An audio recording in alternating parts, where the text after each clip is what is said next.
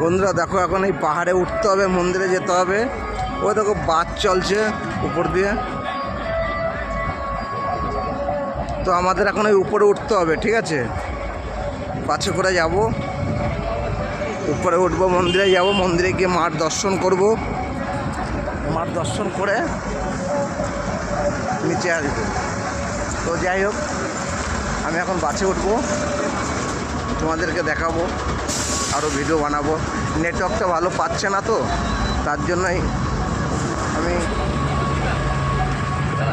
Direct ফেসবুকে ভিডিওটা করতে পারছি না। তারপর পাহাড়ে উঠতে হবে, বাসে করে যেতে হবে। এই বাসে উঠবো আমরা, ওই আমরা সবাই উঠছি বাসে।